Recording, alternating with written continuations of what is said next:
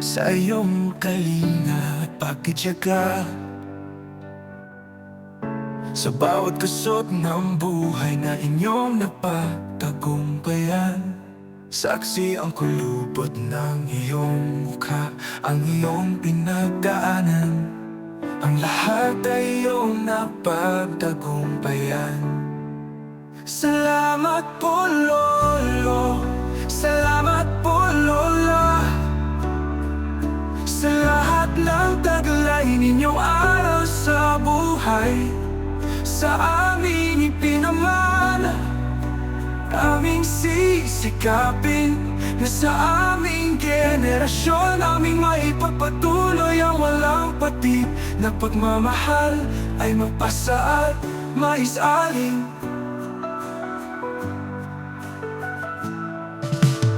Salamat po Lolo, salamat po Lola, sa lahat ng taglay ninyo aral sa buhay. Sa aming ipinamana, aming sisikapin na sa aming generasyon, aming maipagpatuloy ang walang patid na pagmamahal ay mapasa at maisalin.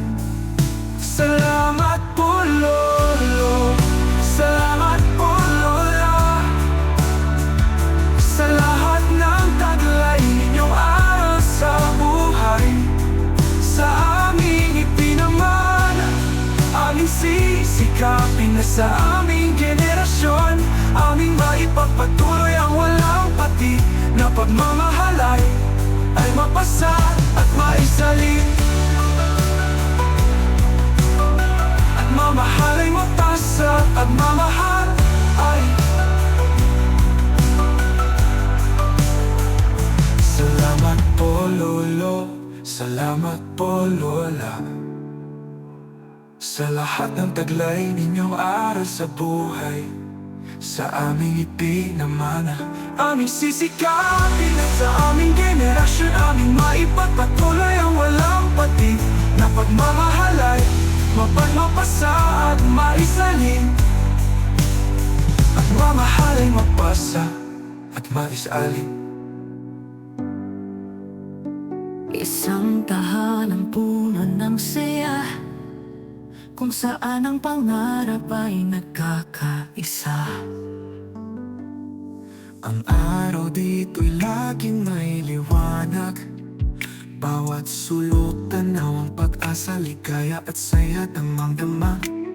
Buhay ay kay banayad, ang mga naninirahan ay may cooperation at collaboration upang may sakatuparan ng mga adhikain.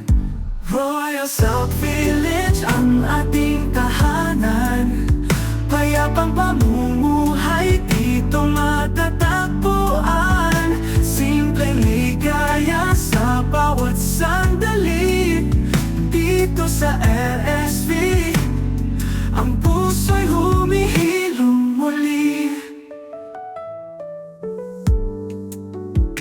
Isang larawan ng successful na buhay, taas ng antas at ikalikad na samahan ay di matatawaran. Ang hangin dito'y puno ng lakas, halika't damhin ang pagkakaisa ng bawat mamamayan. Sa LSV, ang buhay ay biyaya. Royal South Village ang ating tahanan, payapang pamumuhay dito matatagpuan. Simpleng ligaya sa bawat sandali dito sa LSV, ang puso'y humihilom muli. Ang fulap ngunit may kalidad, dito matutupad ang iyong pangarap. Pag-ibig at harmonia, taglay ng komunidad. Sa LSV, tunay na kaginhawaan ang tapat. Royal South Village ang ating tahanan, payapang pamumuhay dito matatagpuan. Simpleng ligaya sa bawat sandali dito sa LSV,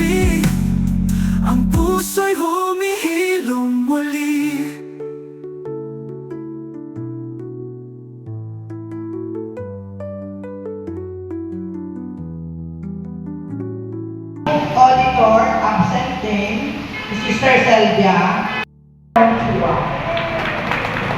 Ito po yung team ng senior citizens at barangay Tanis.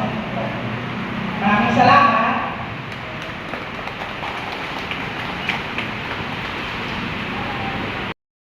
So, malamang ang mga sa inyo ay mga retired teachers, dating principal, retired nurses, mga professionals. Tama po ba? Maaaring kapos na tayo sa energy, maaaring kapos na yung ating pera dahil yung pensyon na tinanggap natin, hindi na sapat pero hindi pa tayo laos. Kailangan na ipakilala natin itong sektor ng matatanda, hindi tayo third-class citizens. Meron pa tayong integridad na dapat talagaan hanggang tayo ay humimlay na. Dignity of a human person. Lahat ng dignidad ng isang tao, kay bata, matanda, napakatanda, katulad natin, dapat wag ho natin i-give up yun. Maaaring ang tingin nila sa atin ay insignificant sector. Pero nung hindi po totoo yun. Ang mga matatanda, mas mababagsik yan. Because, hindi po pumuti ang ating buhok nang walang silbi. Maaaring, eksakto na lang ating budget, pero yumaman tayo dahil silver na ang ating mga buhok. Kaya yan po ang ating titignan. Karapatan, integridad, dignidad ng mga seniors. Pero, madali hong sabihin nyo, pag-usapan natin yung medyo masasakit na parte. Ano ang hinaharap nating hamon bilang matatanda? Physical. Kung araw, ang niliksi natin. Ngayon, because of arthritis, because of accidents, ano ba, katulad kanina ni sister, na-stroke siya, iba na ang pagkilos, iba na ang pagkain. So we are prevented and we are limited by the physical ailments or illness. Pero huwag niyo pong aangkinin niya mga yan, hindi atin yan. Talagang, ako, nagpapacheck up ako taon-taon, sabi ng doktor. Bakit din nararamdaman ako? Wala ka sakit, tatay, sabi ng doktor. Sakit matanda yan. Sakit pa rin, sabi ko. Pero you should not worry about that. Age gracefully. O, physical. Ano pa yung issues natin matatanda? Sa inyo, hindi masyadong problema. Alam niyo po ba yung maraming dinadalan po kami ng komunyon sa bahay? Yung matanda, nandun ba sa kama, sa sulok, parang hindi siya kaparte ng family. Kahit gusto niya lumabas, hindi na siya naaarawan. Ito yung mga physical limitations. And we have to think of ways how to overcome these challenges. Physical. Isa pa ho, emotional. Dati, you control the household. Ngayon, ang feeling natin, parang hindi na tayo pinapakinggan. Parang wala na tayong power sa ating mga anak. Kasi tayo ay magstanda na. Dati, nakakapagkumpuni pa ako pag sira ang electric fan. Pero dahil matanda na ako, gugulugod na ako, parang yung boses ko sa pagdesisyon sa mga bagay na dati ako ang masusunod at eksperto, parang hindi na rin pinapakinggan. Ano po? Hindi po itama. Ano po? Di ba, pag pag-reach ko yung kasama ho niya sa hearing sa inyo, automatic na po, sa inyo pa yung bagong ID. Mayroong tawag yan, QR code. Yan po yung magiging masayan nila. Pagpunta nyo doon sa mga health center, kasama ko sa susunod po. Bago ulit po na hindi po magbabago yung number. Oo, yun din po yung number na gagamitin nila. In-update lang po yung record natin at may QR code kasi kasama na po yung consulta package.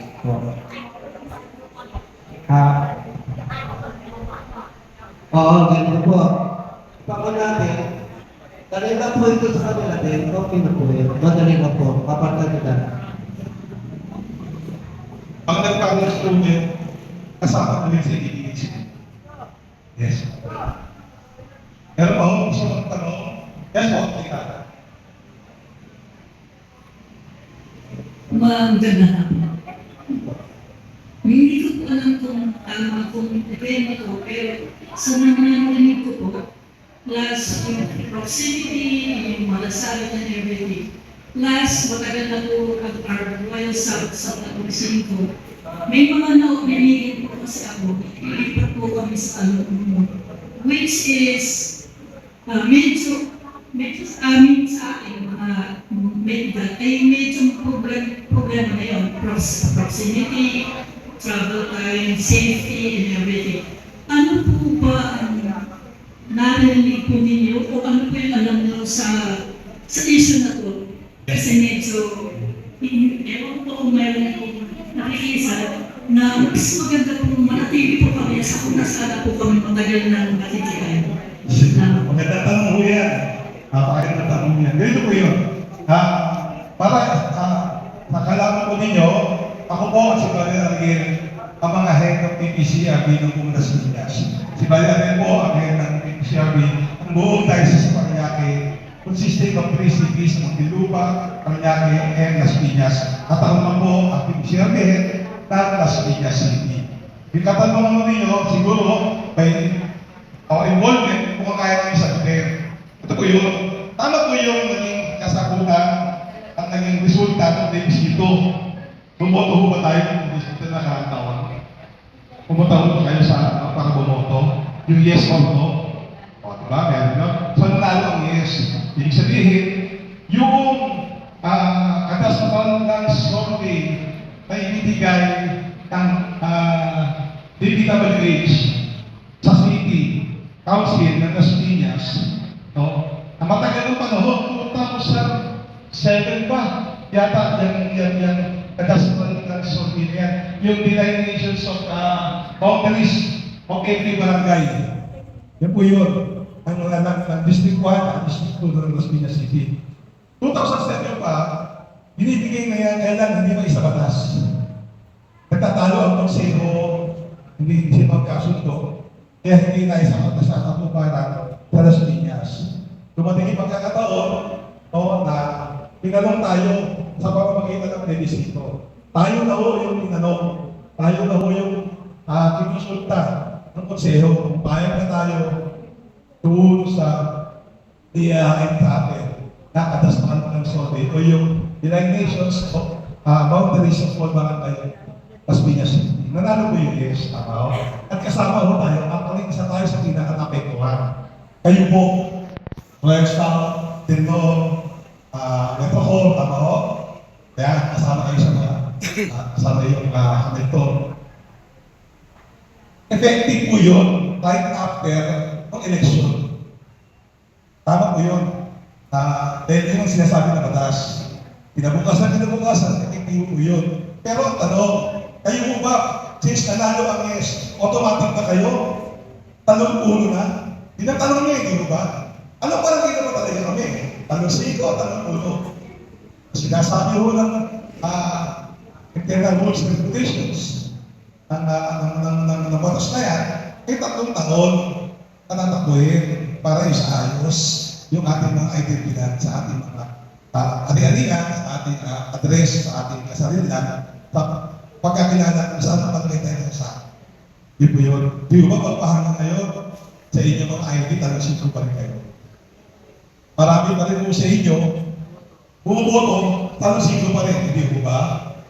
Pero may mga nalipat na. Diba? Meron na rin, ilan-ilan, pero hindi lahat. Diba? Doon sa inyo, magbabayad ng milyar. Sino wala pang bayad? January. Tignan nyo sa January. Pag nagbayad ng milyar, ano na ba? Barangay nasasabihin ng pension ng milyar, sa magbayad ng milyar. Ano sino pa rin ba? Alam mo na. At ano, yes, magkikulo. At ibang item dito. Ibig sabihin mo yan, kung ano ba yung ginagamit ninyong item sa kasalukuyan, yun pa rin po ang inyong address. Yun pa rin po yun, kung ano yung ginagamit niyo sa kasalukuyan. Kasi hindi na nyo yung pinigdara, ang hindi naman nagkamanifest yung mga identities, yung mga ID. Kaya rin, sinabi ng Ponte, the true test when you will now be your residency is the voters information sheet ibigay po ng COMELEC. Ano pong grant paper po yun na tawag doon ay voter information bill na kung saan pangalan ninyo, address ninyo, at presinto kung saan na kayo boto. Tulad po sa bahay ko, bahay na apat kami punta ron. Ako pala na nakatanggap ng S. Nakalagay doon, siya ay buboto na sa voting center sa eskwelahan sa Quintaton 1, sa tabihunan. PMS. Ayun, malapit sa PMS. Doon siya bumoto. Samantala ko ng misis ko, nakakita ko, ito pa rin mo sa anik, katalonsip ko. So, yung binanggit ng sister kanina, totoo po yun. Kasi may mga maaagap na politiko, gusto nila agad samputin yung mga potential puno voters. The likes of Misty Bates, Excel, Denlor, Petrohor, lahat po ng kasakana ay nasa talon puno. Kung tanggap na voter information. Without that, we belong to the same guy. Tama po yun. 3 years at transition, nakaka-1 year pa lang eh. So, naman po natin, sa ibang barangay nga ho, idinaan na sa mga PCR team yung pagbibigay ng DIN. But that's, hindi ho kompleto. Kung mismo, galing po kami sa COMELEC, a vendor for several issues to verify kung saan na. Ito po yung common na transition use tatanungan katulad po natin dito sa site na. So, ang sagot po, kung wala pa kayo natatanggap na voter information sheet stating that your new voting centers or the place where you will vote ay doon na sa ganitong eskwela, dito pa rin po dati. Okay, yung mga maaagap po, talaga sinasabi nila, tulad ng po, mantin, si Brother Daniel lives in Excel at saka doon yan, nakatulog. Yung mga aspirant sa natatakbo sa senior group, sinasabi nila agad sa Brother Daniel, huwag mo yung boto yan kasi mapupunta na sa talon-uno ng group. The city mayor at naka-office ng Oscar, sinabi sa kanya, Brand as this. Wala pa akong magbabago. Pero ito naman po yung mga gumagapang na sa talon mo. Sinasabi nila na dito na kayo sa amin. Ako mismo, hindi ako extended. May isang leader doon sa amin na malapit sa parang parte ng talon. Ngayon pa lang, bigawan na kami. Para sinasabi nila yung preparation for the next. Kasi Obama, tutuloy ang December 1 BSKA. Namang na sila agad dahil sila muna ng pagkamayan. Tananaw natin po lumayan muna. Meanwhile, ating pagtuunan po, you belong to the community ng senior dito. Kasi po, there is strength in number. 5 voices will always be heard. Sino po? Sa iyong talinga, matityaga sa bawat kusot ng buhay na inyong napagtagumpayan. Saksi ang kulubot ng iyong mukha, ang iyong pinagdaanan, ang lahat ay iyong napagtagumpayan. Salamat po Lolo, salamat po Lola sa lahat ng taglay ninyong aral sa buhay. Sa aming ipinamana, aming sisikapin na sa aming generasyon, aming maipagpatuloy ang walang pati na pagmamahal ay mapasa at maisalin.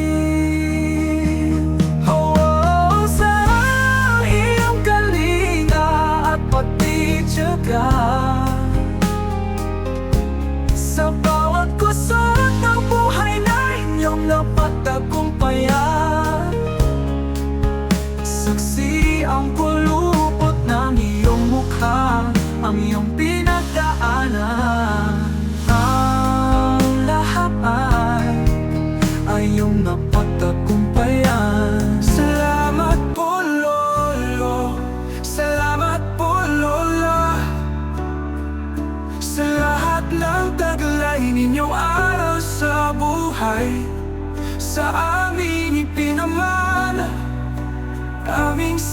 sisikapin na sa aming generasyon aming maipagpatuloy ang walang patid na pagmamahal ay mapasa at maisalin.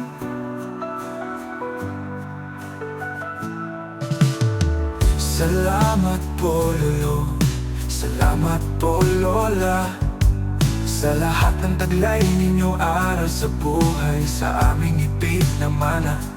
Aming sisikapin na sa aming generasyon aming maipagpatuloy ang walang patid na pagmamahal ay mapasa at maisalin. Salamat po Lolo, salamat po Lola, sa lahat ng taglay ninyong aral sa buhay, sa aming ipinamana. Aming sisikapin na sa aming generasyon aming maipagpatuloy ang walang patid na pagmamahalay ay mapasa at maisalin. At mamahal ay mapasa at mamahal ay